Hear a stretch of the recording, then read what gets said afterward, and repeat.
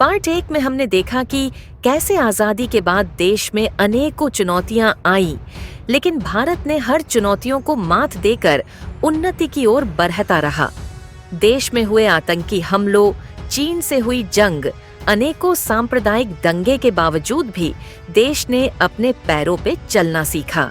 1965 में पाकिस्तान ने अपने नापाक इरादों के साथ एक बार फिर भारत पर हमला कर दिया, लेकिन लाल बहादुर शास्त्री जी ने इस परिस्थिति का जमकर सामना किया। उन्होंने देशवासियों को जय जवान जय किसान का नारा भी दिया, जिसने सैनिकों के दिलों में भरपूर जोश भर दिया और नतीजा ये हुआ कि पाकिस्तान को मिली तगद्दी शिकस्त। आईटी सेक्टर में भारत ने बद्धा कदम उठा दिया और भारत में साल 1900 में स्थापना हुई टीसीएस कंपनी की, जिससे हम सब भली भांति परिचित है।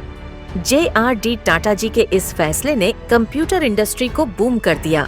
1969 में इसरो के निर्माण के बाद आया भारत में हरित क्रांति का दौर। इस दौर में खेती में उत्पादन और तकनीक का विस्फोट हुआ। देश ने हाई यील्ड वेराइटीज के बीज यानी अधिक पैदावार करने वाले बीज का सफल प्रयोग करना सीखा, तकनीक के माध्यम से ज्यादा पैदावार की। ये वही समय था जब भारत में ट्यूबवेल का इस्तेमाल प्रारंभ हुआ और उत्पादन ने और जोर पकड़ा, जहां पंजाब और हरियाणा आर्थिक उछाल पर पहुंचा। 1971 में पश्चिमी पाकिस्तानियों ने पूर्वी पाकिस्तानियों पे अत्याचार करना प्रारंभ किया, जहां ज्यादातर बंगाली हिंदू और कुछ मुस्लिम भी थे। तब भारत ने इस मामले में हस्तक्षेप किया, जिसके कारण पाकिस्तान ने 3 दिसंबर 1971 को भारत पे हमला कर दिया। उस वक्त सैम मानेकशॉ, जिन्हें सैम बहादुर भी कहा जाता है, उन्होंने सेना को सही दिशा देकर 90,000 पाकिस्तानी सोल्डियर्स को घुटने टेकने पर विवश कर दिया।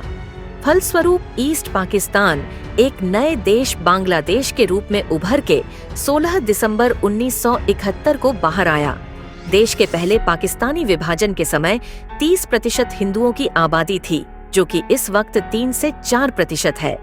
साल 1974 में भारत ने कदम रखा सुरक्षा की ओर। 18 मई 1974 को राजस्थान के पोखरण में भारत ने परमाणु परीक्षण किया, जो पूरी तरह से सफल रहा।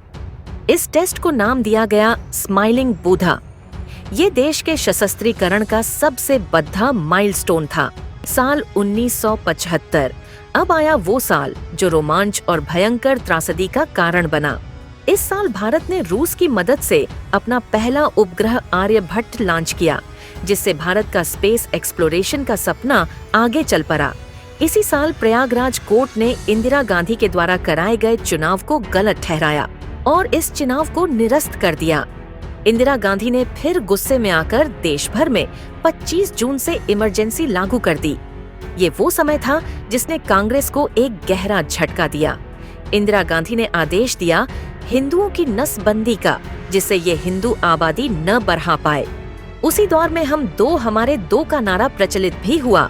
21 मार्च 1977 को आपातकाल हटा और देश भर में फिर से चुनाव हुए और नतीजा ये निकला कि देशवासियों ने इस बार कांग्रेस को उसके किए की सजा दी और इंदिरा गांधी ये चुनाव हार गई। इन्हीं सब के बीच भारत में पहली बार एक यात्री फ्लाइट दुर्घटनाग्रस्त हुई। 1 जनवरी 1978 को मुंबई से दुबई जा रही फ्लाइट अरेबियन सी में जाकर गिरी। विमान में सवार सभी 213 यात्री मारे गए। इस घटना ने भारत को एक गहरे सदमे में डाल दिया और भारत की अर्थव्यवस्था को कई साल पीछे धकेल दिया। फिर वही 80 के दौर में मारुति कंपनी की नींव रखी गई। 1984 में मारुति 800 कार लॉन्च हुई। ये बहुत बड़ा दिन था कार मैन्युफैक्चरिंग में, क्योंकि इस कार ने बजट में आम आदमियों को कार मुहैया कराई। अगर बात करें आईटी सेक्टर की, तो विप्रो कंपनी का गठन 1945 में हो चुका था, लेकिन यह अभी भी तेल और साबुन जैसे उपभोक्ता उत्पाद बनाती थी। 1980 के दशक में अजीम प्रेमजी के नेतृत्व में कंपनी ने आईटी और टेक्नोलॉजी सेक्टर में प्रवेश किया। 1982 में कंपनी का नाम बदलकर विप्रो लिमिटेड किया गया और यह धीरे धीरे एक आईटी सर्विसेज और कंसल्टिंग कंपनी बन गई। आईटी सेक्टर का दूसरा बड़ा उछाल था जब इन्फोसिस कंपनी की स्थापना एन.आर. नारायण मूर्ति जी के हाथों वो पुणे शहर में हुई। आईटी सेक्टर अब सीढ़ियां चढ़ने के लिए तैयार था। अब आया 1983 का वो साल जब भारत ने पहली बार खेल जगत में वर्ल्ड कप जीता। कपिल देव की कप्तानी में भारत ने क्रिकेट वर्ल्ड कप जीतकर पूरे देश में खुशियों का माहौल ला दिया।